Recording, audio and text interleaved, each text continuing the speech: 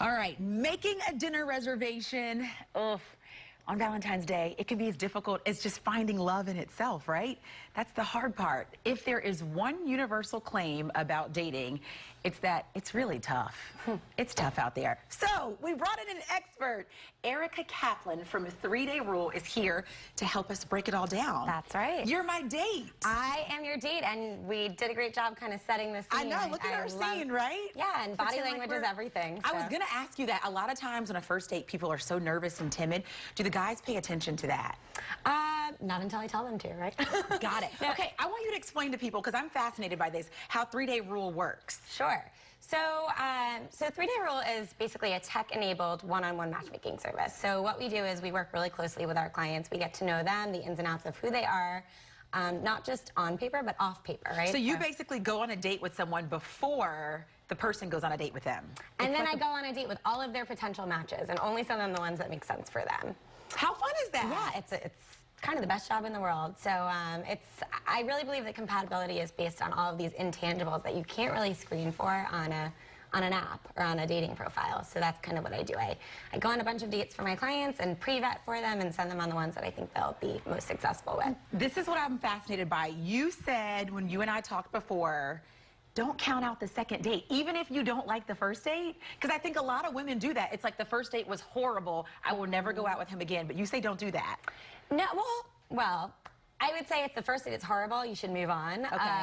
But I think what happens is we live in this world of like instant gratification, right? So you walk onto a date and you expect to be enamored, and if you're not, you kind of want to just cut your losses and move on. Right. And that's what I disagree with. I think that if you have a first date with someone that is kind of mediocre and you leave feeling like, I'm conflicted. This person is a nice person. We seem to kind of be on the same page, but I'm not super attracted to them, or I'm underwhelmed. I would definitely highly suggest giving it a second date, because I think chemistry is something that is often a slow burn, right? And usually when it's quick and intense and passionate, it kind of crashes pretty quickly. It fizzles fast. Yeah. Okay.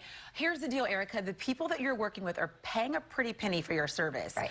Would you say that makes them more serious about what they're doing, or do they just have money to blow and it's just kind of like, let's see what Erica can do for me? I'm not really taking this seriously. Yeah, that's a good question. So I think by the time people sit in front of me and entertain the idea of really working together one-on-one, they're ready to make not just a financial commitment, but an emotional kind of commitment.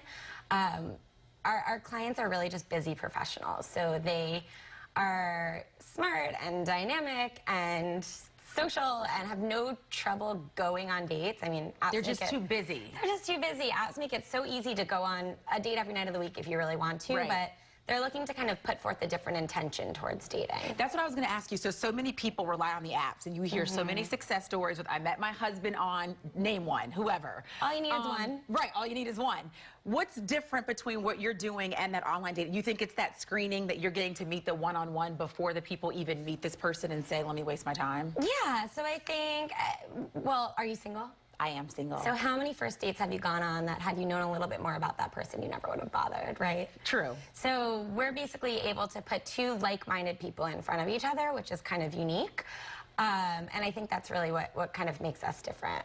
Gotcha. Do you ever get tired of going on dates? No. And you're married. I am married, so this kind of lets me get it all out of my system. And I was going to ask you, that's interesting. So you get to go home and talk to your husband about all your bad dates. Absolutely. How cool is that?